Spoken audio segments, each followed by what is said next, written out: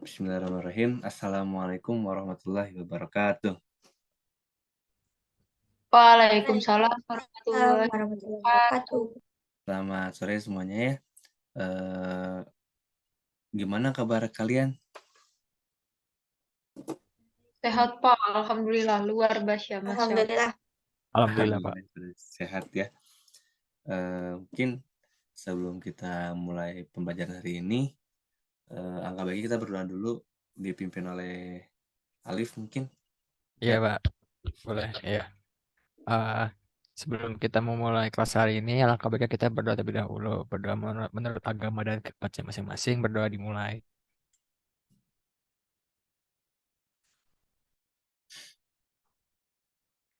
Berdoa selesai. Oke, terima kasih ya Alif ya atas udah bantu pimpin doa. Mungkin untuk sekarang saya absen dulu ya satu-satu. Alif Ridwan, Hadir Pak.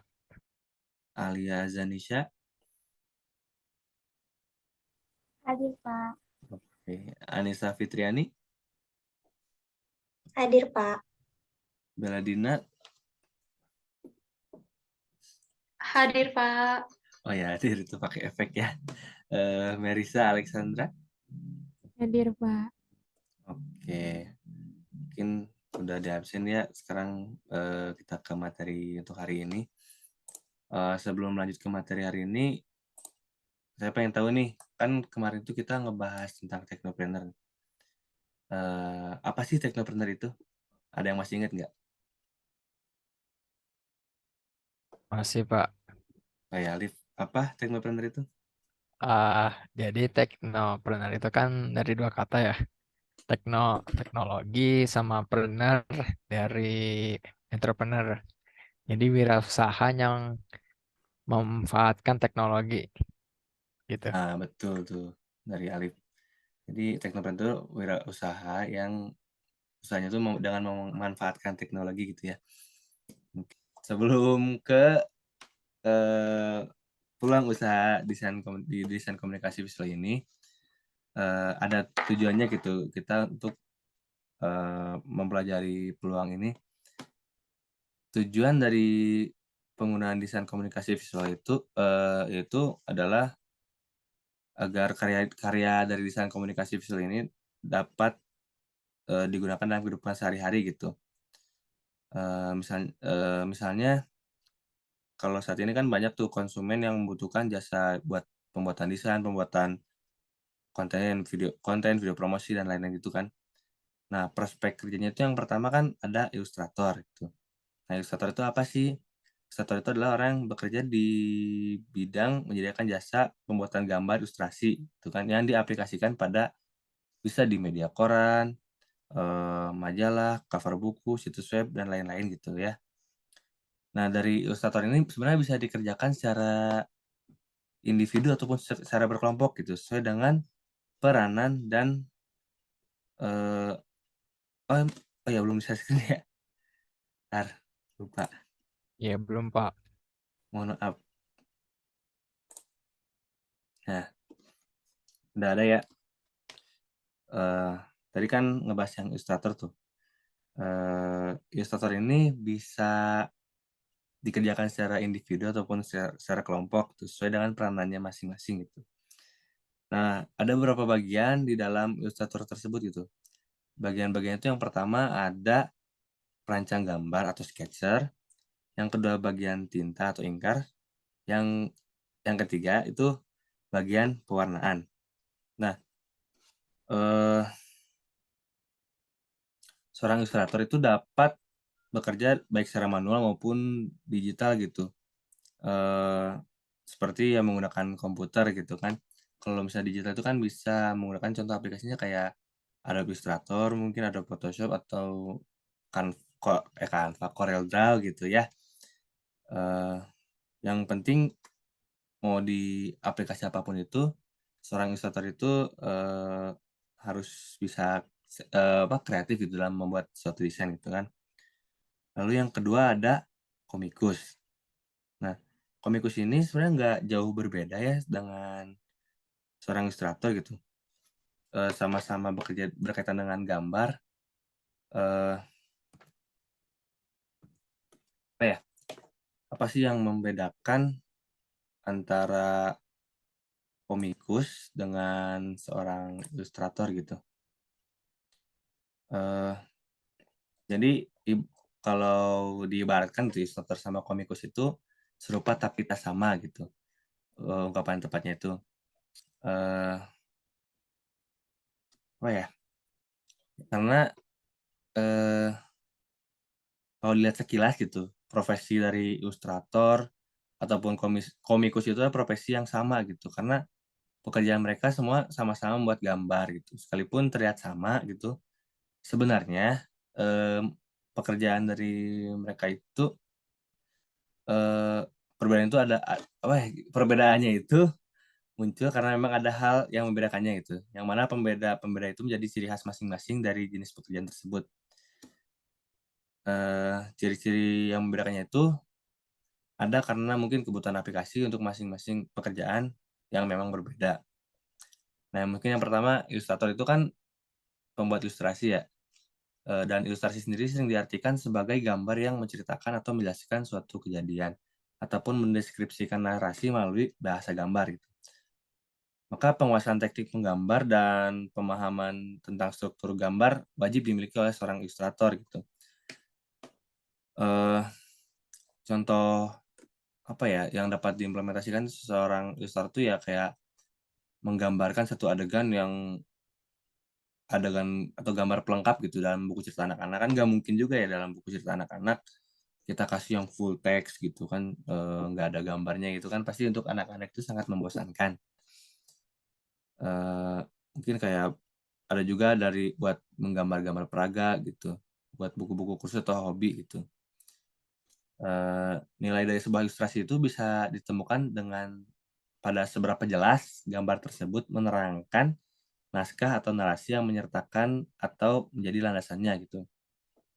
Contohnya aja, gambar yang menjelaskan cara memasukkan benang ke dalam jarum dalam buku merajut kan pasti ilustrasinya kan jarum sama benang itu dipegang sama dua tangan gitu kan, dan kayak mendekati lubang itu si benangnya gitu ya.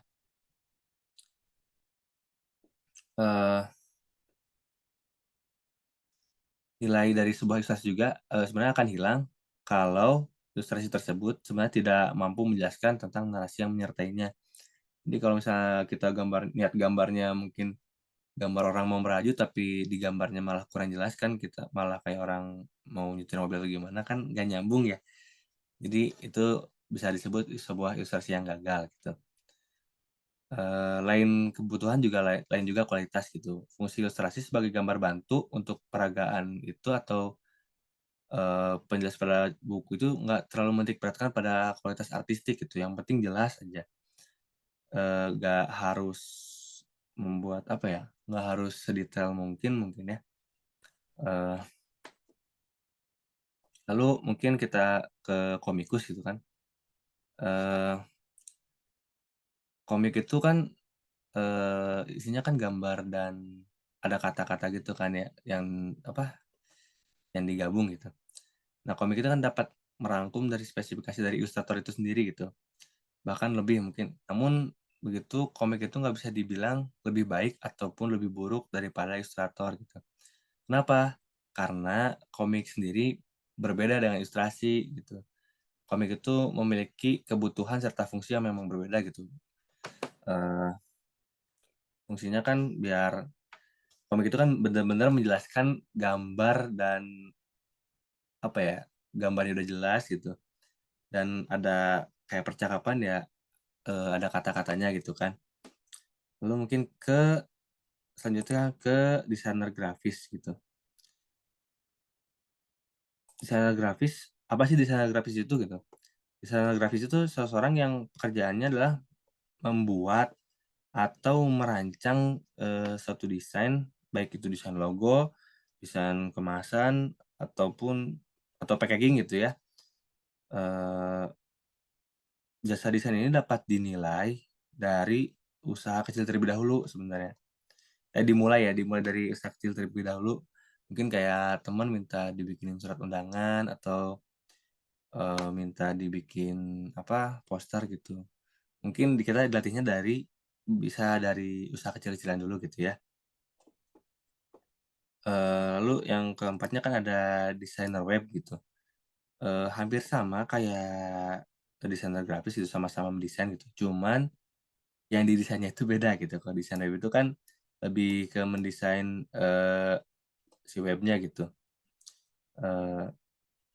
Dan dari isi dari web itu kan harus berupa konten-konten dan informasi yang menarik gitu, yang dari web tersebut agar web tersebut diisi dengan konten-konten menarik itu kan agar, bisa menarik banyak customer gitu, banyak pengunjung. Nah, lalu yang terakhir itu kan ada animator. Nah, animator itu apa sih? Ada yang tahu nggak teman-teman animator itu apa? Orang yang bikin animasi. Nah, ya betul, bikin animasi gitu kan, eee, lebih kayak, animator itu yang seseorang yang menggunakan berbagai macam gambar gitu yang, dapat bergerak gitu pada saat ditayangkan dengan cepat, yang disebut dengan frame gitu kan. Kayak di Flipbook kan itu, dalam 1 detik itu kan terdapat beberapa gambar gitu ya. Animator prospek kerja animator ini kan, kerjanya banyak gitu, kayak bisa di bidang film, televisi, video game, atau internet juga bisa gitu.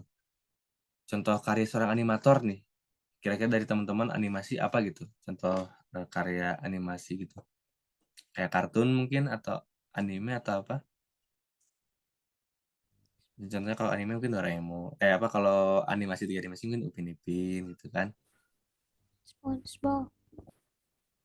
Ya, Merisa? SpongeBob. Ya bener, SpongeBob kata Merisa ya. Ada lagi mungkin yang menjawab? Udah Maria? Doraemon. Doraemon? Shinchan. Shinchan, ya betul, Shinchan juga masuk ke animasi ya. Lalu sekarang kita membahas ke kode etik dan desain komunikasi visual. Nah, di sini kan terpampang ya, kode etik dari dari desain komunikasi visual itu ada beberapa poin. Yang pertama kan ada, kode etik desain komunikasi visual itu kan yang pertama ada seorang profesional dalam desain grafis dan industri seni grafis yang merancang gambar, tipografi, atau gerakan grafis untuk menciptakan sepotong desain.